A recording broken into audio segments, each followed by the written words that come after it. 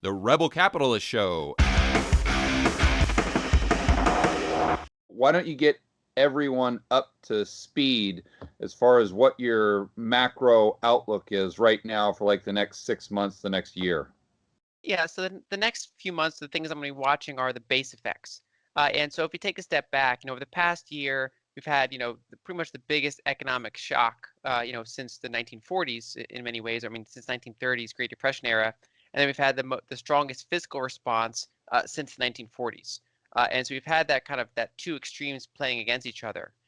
And so I've described it as like a control system where it shoots one way, but then it kind of pulls the other way, and then it's trying to find like an equilibrium around something that's closer to normal, less extreme. No negative oil or other kind of wacky things happening. It's kind of trying to get back to some semblance of normality, as close as it can in this environment with so much going on.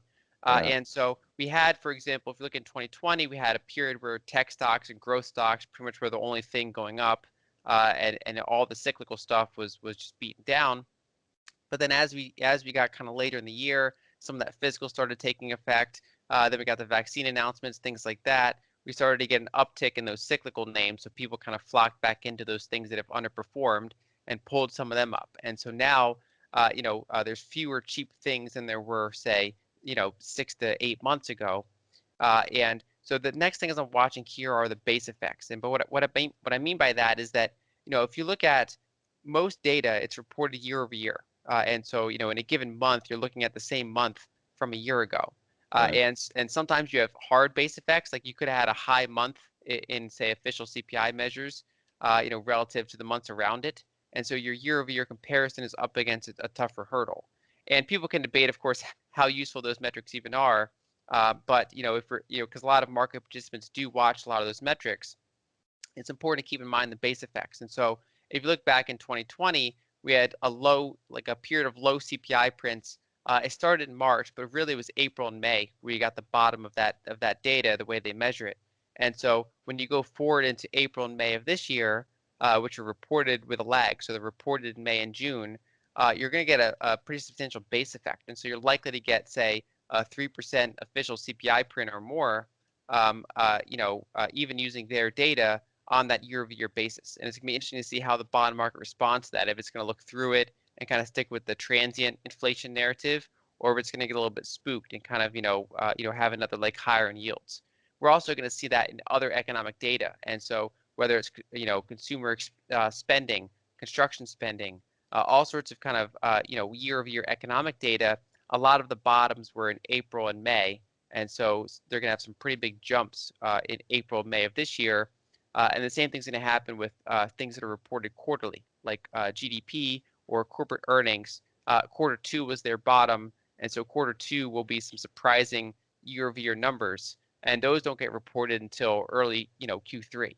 And so as we kind of, push through the summer, that's going to be kind of the narratives going around, as people are going to be sharing these wacky numbers that are happening. But it's important to kind of take a step back and look at, say, the month-over-month data to see what some of the things are happening, or to look at, say, 2-year average data and kind of, look past some of these base effects when you're trying to establish what is actually, persistent. So if we get, for example, a little bit of an inflation spike, we have to look past that and see what is actually the month-over-month data doing, and kind of have, that gives us a better indication of what's kind of happening in the real economy. Yeah, a lot of the headlines I'm seeing right now that I've talked about on the Rebel Capitalist channel is that every single time you turn on the news, you see that the economy is booming. The economy's on fire. We have the best economy in human history of all time, according to GDP, 10% GDP growth. So why don't you walk the viewer through how they're coming to those conclusions, and if it has anything to do with the interpretation of the data? Yeah, it's mainly like it's coming off strong of a very low base.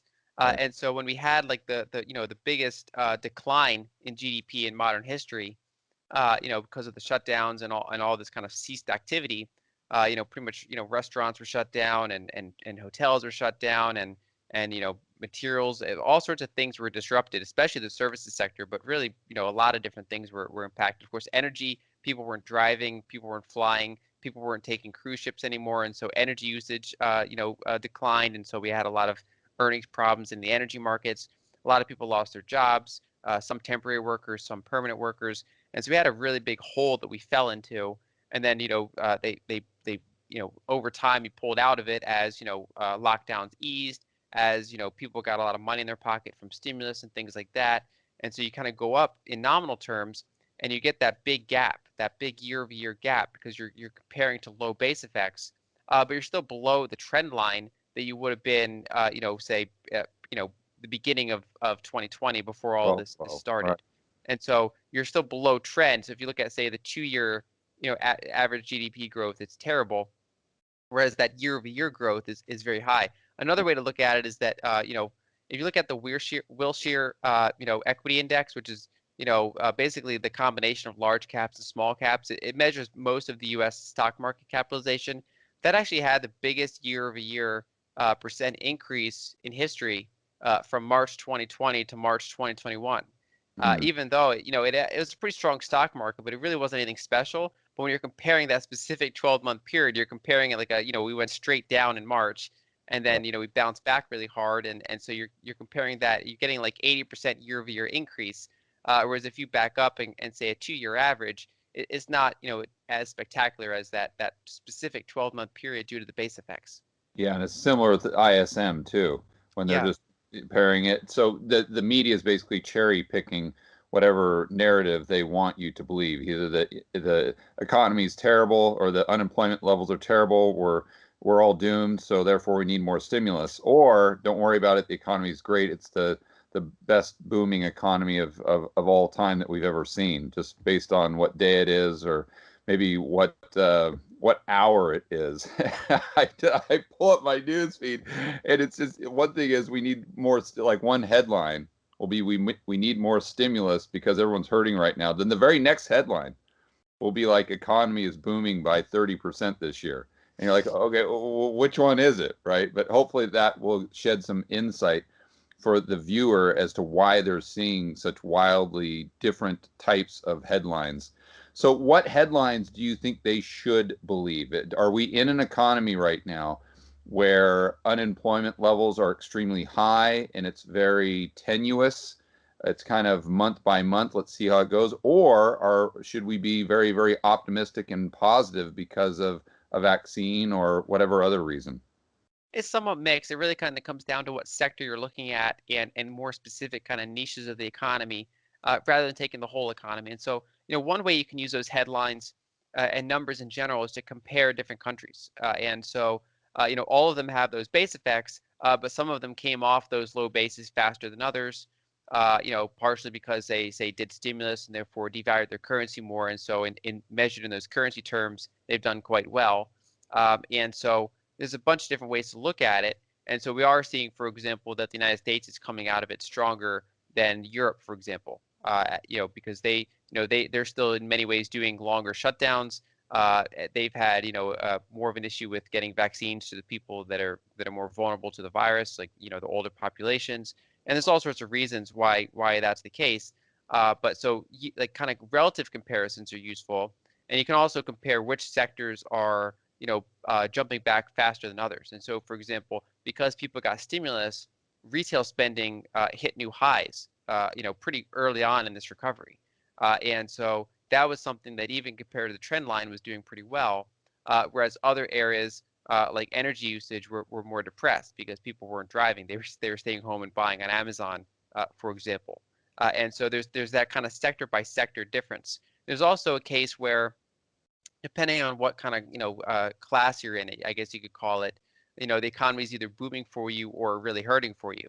And so if you lost your job and you're kind of relying every few months on stimulus checks and unemployment benefits, the economy is really weak in that regard. We still have below trend employment. We still have all these issues. Or on the other hand, if people didn't lose their jobs and they work in something, they can work from home, or they have multiple income streams or whatever the case may be, they're doing quite well. Especially if you're in the upper 10%, let's say, of the income spectrum. And so we kind of have multiple different economies depending on what sector you're looking at and what kind of work you do. And I think that's kind of why we're getting really weird, conflicting headlines between a booming economy and also pointing out how many people are still struggling, because that's really the case. I mean, many of the nominal GDP numbers, especially in year-over-year terms, especially compared to how we were a year ago, are up a lot, but still below trend in many cases. Whereas many other people, didn't really rebound in the same way, and so that's where you're going to get that conflicting stuff.